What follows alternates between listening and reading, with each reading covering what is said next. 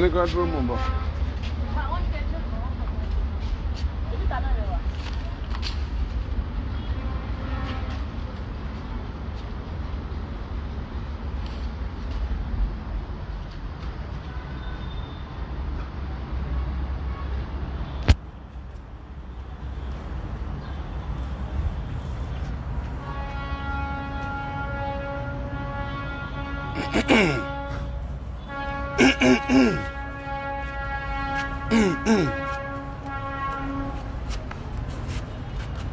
Just hold it normal, don't show it.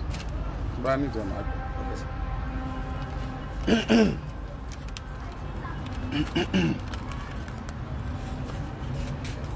Èkédáyé àṣà àdákòmù.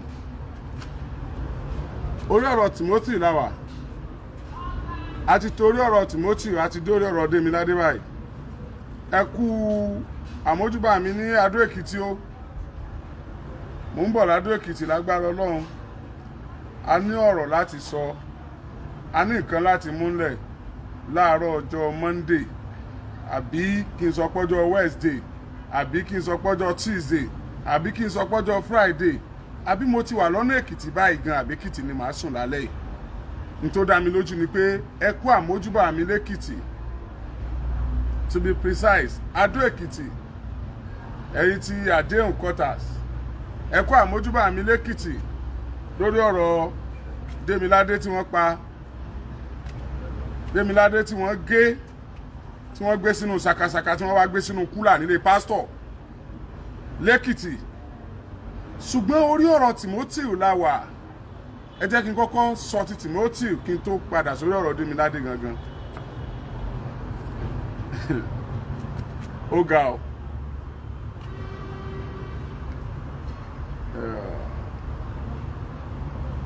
Mo ti sọ kò sórí òrùlé lánàá, mo ti gbọ́ tẹnu onílé. Mo ti ń wò náà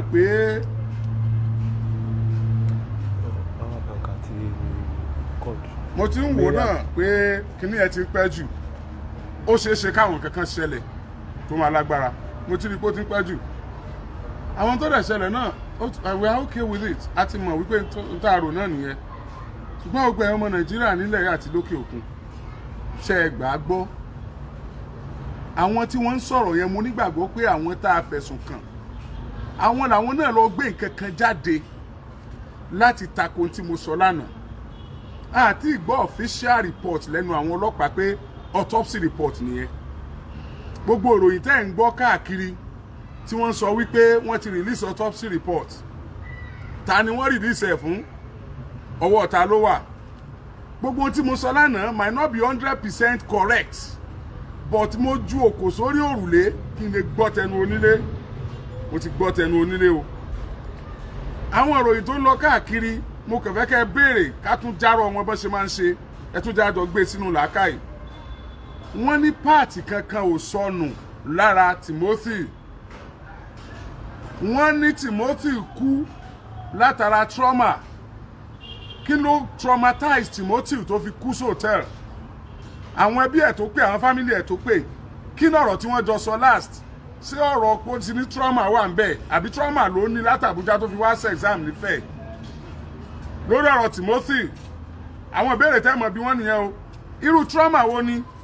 Èmi sọ lánàá pé wọ́n fi nǹkan gbá lórí látojú oorun. Pé wọ́n fi nǹkan gbá lórí látojú oorun. Kọ́ọ̀dù yẹn wà bẹ́ẹ̀ tó ní white ní. Pé wọ́n fi nǹkan gbá lórí àbí kó lọ ọ́fíìsì, wọ́n fi nǹkan gbá lórí látojú oorun. Wípé kò lè survive ẹ̀mí ẹ̀ padà bọ́. Mo ní mo rẹ́jẹ̀ níbi ìtàn Timothy. Wọ́n ní èyí tí wọ́n gbé jáde táwọn ń sọ, á gbé Timothy travel out. Á gbé òkú Timothy kúrò Nàìjíríà. Èmi rò pé àwọn autopsy yìí, mo rò pé àwọn tó máa ń ṣe, mo rò pé tó kú bá ti kú gan, bóyá bí oṣù kan gan jù bẹ́ẹ̀ lọ, wọ́n lè mọ ikú tó pa á nìyà. Wọ́n wá sọ fún wa pé ìfun Timothy ti lẹ̀ pọ̀. Wọ́n lè mọ̀ bóyá nǹkan kan sọnù nínú rẹ̀ àbí ò sọnù. Ìfun rẹ̀ ti lẹ̀ pọ̀ níbi liver rẹ̀, níbi ẹ̀dọ̀, níbi kinní kan, wọn ò lè sọ fún wa torí pé ìfun rẹ̀ ti lẹ̀ pọ̀. What are you telling us? we have to know the cause of Timothy. Wọ́n wá ní trauma yẹn o, àwọn ò lè sọ irú trauma tó jẹ́, ẹ ní láti sọ irú trauma tó jẹ́ fún wa. Ṣébi tí wọ́n ti ń jù káàkiri ni wọ́n ṣe rí pé wọ́n fi nǹkan gbá lórí. Ẹ ní láti sọ irú trauma tó jẹ́ fún wa. Mo ní issue ti wà. Gbogbo ẹ̀yin tẹ́ fẹ́ òdodo lórí ọ̀rọ̀ yìí. Issue ti wà. A sì ń trust àwọn ọlọ́pàá tó wà l'Àbújá àti ìrí ọwọ́ wọn wípé wọ́n dọwọ́ rú rárá látìgbà tá a ti bẹ̀rẹ̀. Ṣùgbọ́n ọwọ́ ti dàrú láti fẹ̀. Ọwọ́ tó dàrú láti fẹ̀ wọ́n fẹ́ gbé wá Àbújá. Ọwọ́ wo ló dàrú láti fẹ̀?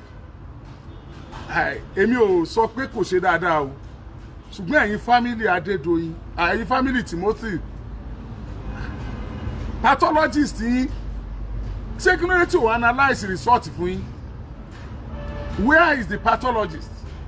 My investigation revealed that the pathologist hired with the Timothy family has traveled. Traveled to where? Ṣé wọ́n threaten ẹni? Ṣé result tó rí ò ṣe sọ ni? Ṣé kán má bàa pa ni? What is happening? Let him come and analyze the results to the family. And now tó bá analyze fún family yẹn la máa fi struggle, ó la fi máa fight battle, ó la fi máa rí justice fún Timothy. Pathologist tí àwọn family Timothy gbà, please let him come and analyze the result for us. Result ti dọ́dọ̀ ọlọ́pàá, fine. But you, kí ló dé tí wọ́n gbà ẹ́? Pathologist àwọn Timothy, kí ló dé tí wọ́n gbà yín sà? Is it not fún àwọn ẹbí kan fi sure anything tó bá jáde níbẹ̀ pé lódodo ní tó ṣẹlẹ̀ nìyẹn? Ṣé o kí ló wá ṣẹlẹ̀? Ẹ tí analyse ẹ̀, mo ṣe máa ń sọ̀rọ̀ sínsìnsìn like mo ṣe bá àwọn family sọ̀rọ̀ tán ni. Tẹ́ bá ti travel out sir, ẹ text ẹ as a WhatsApp, ẹ lọ sórí WhatsApp, ẹ text ẹ, ẹ send ẹ sí family, ẹ kọ́, ẹ máa mú kọ̀ọ̀kan bó ṣe jẹ́, ẹ send ẹ sí family, ẹ ṣe voice, ẹ sọ̀rọ̀, ẹ send audio sí family. Ẹ̀yin ẹ farapamọ́ ibi tẹ́ ẹ farapamọ́ sí yẹn, àwa náà mọ̀ pé a ní fẹ́ kẹ́yìn káwọn òbí yín fẹ́ ju sunkún ti yín náà, a ní fẹ́ káwọn ọmọ yín kán mọ̀ ní bàbá mọ́, a ní fẹ́ kí ìyàwó yín kó dopó. But ìgbà tẹ́ ti ráyè travel yẹn, ó yá ẹ send the audio, ẹ bá wa sọ̀rọ̀, voice message, ẹ send ẹ sí wa, printed message as in typed message, ẹ send ẹ sí family Timothy. Ká lè rí nǹkan táwọn náà fi máa fight cause yìí. All we are fighting for, all we are clamoring for, all we are sweating for is justice for Timothy, nothing but justice. Torí gbogbo research náà dẹ̀ táwọn kan sọ yìí, àwa ò gbà wò faramọ́ o. We want justice for Timothy, justice, nothing but justice. Thank God, as mo sì tún sọ fún yín o, ẹ̀yin ọmọ Nàìjíríà, àwọn ọlọ́pàá Àbújá lórí ọ̀rọ̀ yìí, wọn ti dọwọ́rú till now. But ọwọ́ wọn máa wà tight tí resort bá ti jáde. Ẹ mọ̀ pé wọ́n ní tí wọ́n ṣe ju resort lọ. Kí ni wọ́n sọ fún wa báyìí? Wọ́n nínú rẹ̀ ti lẹ̀ pọ̀. For that reason, wọn ò lè mọ kú tó pa. Let's fly this guy out of Nigeria. Let's fly the cops. Let's fly the cops. Ẹ̀yin ọmọ Nàìjíríà nílẹ̀ yìí àti lókè òkun, are we ready to contribute? Are we ready to support the cause for justice? Ẹ má sọ pé n tó ti waste ni, it is not waste. It could be anybody. Ṣé bí kan là ń sọ tẹ́ta tún possible mi yìí, ìgbà wo la fẹ́ stop àwọn ritualist yìí? Méjì tó ti wá lónìí. Méjì tó ti wá lónìí. Ìmí tó ti wá lónìí báyìí. Méjì tó ti ṣẹlẹ̀ lẹ́yìn. Ó ti wá lónìí. So when are we getting to the hands of these ritualists? So ẹ jọ̀ọ́ torí Ọlọ́run mú bẹ̀ yín, ẹ̀yin tẹ́ máa ń share post yìí, ẹ̀yin bloggers yìí, lórí Instagram ni, lórí Facebook ni, lórí YouTube ni, ayé yín ò ní bàjẹ́, ẹ máa ṣoríire, ọmọ yín ẹ ní fọwọ́ yín gbé sí. I appreciate you. Like I used to tell you, acknowledgement for me is not matter. What matter is justice for Timothy. Please, let's fight the battle together. Let's fight this battle together. It's uncalled for. It is uncalled for. How can you say inú ti lẹ̀ pọ̀? Ẹ wá lè mọ̀, ẹ lè ṣe. Tó tẹ́ bá ti parí ẹbí tẹ́ mọ̀ dé nìyẹn, ẹ jẹ́ ká lọ síbi tẹ́ ti ní sophisticated equipment. Níbi tí wọ́n ti sòdodo fún wa. Let's go there. We are not after Adedoyin. We are not after his son. We are not after the receptionist or any staff of that hotel. We are after justice for Timothy. A gbọ́dọ̀ mọ̀ wọ́n pa Timothy ni, fine. Àwọn ńbo ni àwọn nǹkan tó ṣẹlẹ̀ sára rẹ̀, ẹ yẹ̀ wò. nígbà wo ni technology wá di pé fún lẹ́pọ̀ sọ́wọ́ lẹ fi ń ṣe ni ṣé technology kọ́ ni ìgbà wo ló kú ṣé ó ti tó sùn kan tí Timothy kú kan tó rókù ẹ̀ ni kó tó sùn kan náà ọ̀sẹ̀ méjì sọ́sẹ̀ mẹ́ta náà rókù Timothy náà kí ló wá dé kí ló ṣẹlẹ̀ pathologist tí family Timothy hire please come and give us the result we want to hear from you so we want to hold your words we want to hold your report we need to know how can you be absconded at this crucial time. That is why you are employed. That is why you are hired to do the job. Give us the result. Give us the result. Result gan nǹkan kò sọnù lára rẹ̀ táwọn kan sọ yẹn àwa tí ẹ̀ níbi ọ̀rọ̀ dáadáa nìyẹn. Sọ pé nǹkan kò sọnù lára rẹ̀. A gbà pé nǹkan kò sọnù lára rẹ̀. Ẹ̀jẹ̀ tí ń bẹ níbi itan rẹ̀. Báwo ló ṣe jẹ́ báwo lè jẹ́ ṣe débi itan rẹ̀? Báwo lè jẹ́ fi débi itan Timothy? Báwo ni ṣé nítorí pé trauma tó rí látojú oorun ló fi kú bí trauma bá dẹ̀ ti pààyàn èèyàn lọ fẹ́ kú òbí tí trauma pààyàn sí yẹn ni èèyàn bá rẹ̀ inú igbó yóò sinra rẹ̀ wọ́n ṣẹ̀ṣẹ̀ wá wú or what are you telling us? What are you telling us? Orí gbogbo wa ò yí náà orí wo dàrú náà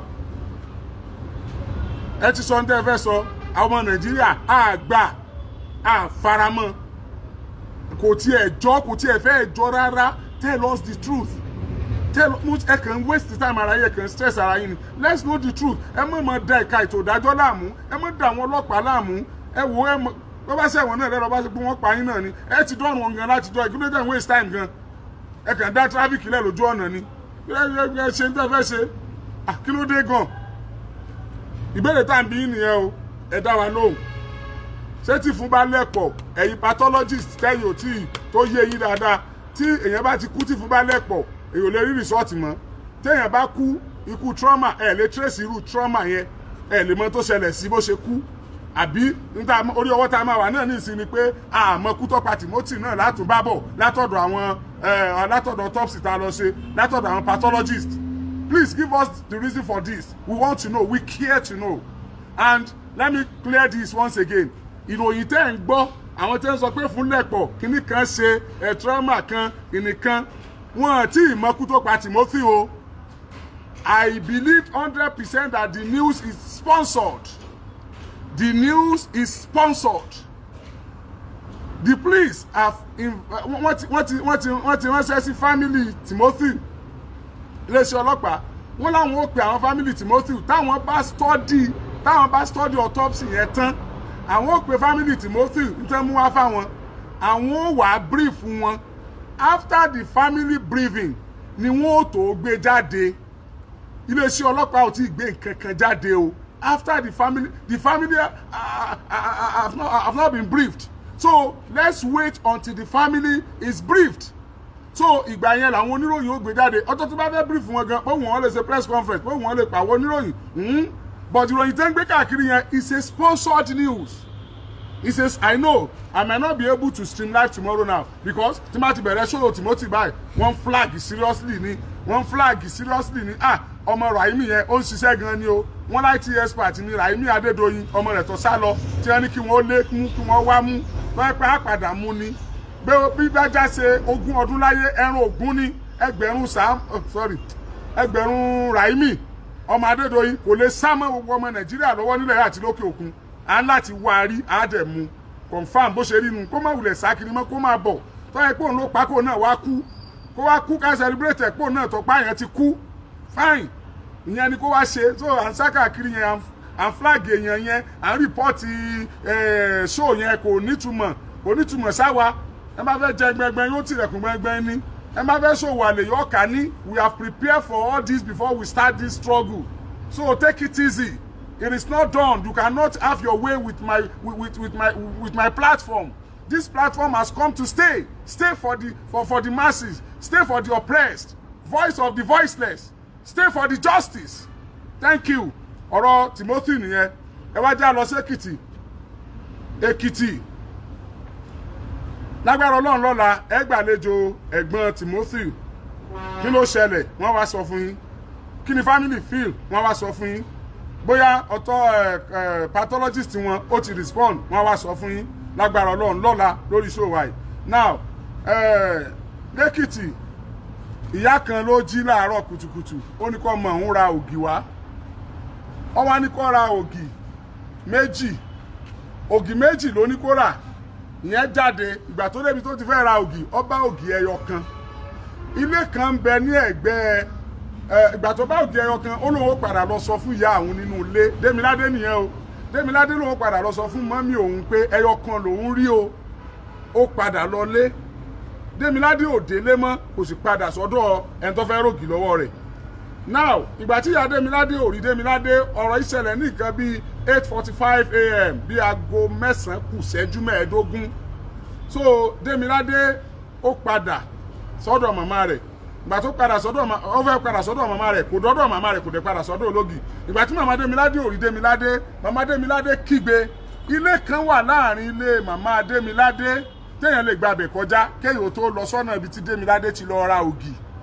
Ìgbà tí màmá Démiládé kígbe ilé yẹn ni màmá yẹn kọ́kọ́ kígbe lọ pé ẹgbà ń wo ọ̀rọ̀ ọmọ ń wo bàbá kan bẹ́ẹ̀ òjíṣẹ́ Ọlọ́run ni wọ́n pè wọ́n olùṣọ́ àgùntàn pásítọ̀ ni wọ́n àwọn ni wọ́n nílé yẹn àwọn ni wọ́n kọ́ bá màmá Démiládé sọ̀rọ̀ pé kí màmá Démiládé farabalẹ̀ lágbára Ọlọ́run yóò rí ọmọ rẹ̀ wọ́n ṣàdúrà fún àwọn yẹn bẹ̀rẹ̀ sí ní kígbe ládùúgbò yẹn bọ̀ torí pé àkókò kéré màmá Démiládé lòun rò wípé ọmọ òun àwọn ajínigbé ni wọ́n jí gbé tí wọ́n wàá máa béèrè fún ransom pé kò wọ́n mówó wá wọ́n tètè kígbe ládùúgbò kan tó rìn jìnnà nítorí ọkọ̀ ṣe ni pé wọ́n bẹ̀rẹ̀ sí wọ gbogbo inú ilé tó wà ní àdúgbò yẹn ní kọ̀ọ̀kan ṣùgbọ́n nígbà tí wọ́n délé pásítọ̀ yẹn níyàwó òun ti mú kí inú ilé jáde lòun fi dúró ń ta ilé pásítọ̀ yẹn nìkan ni wọ́n ò wọ̀ ilé pásítọ̀ yẹn nìkan ni wọ́n ò wọ̀ lẹ́yìn àwọn àkókò díẹ̀ ìgbà díẹ̀ pásítọ̀ lọ sí police station torí pé nígbà tọ́rọ̀ yẹn ṣẹlẹ̀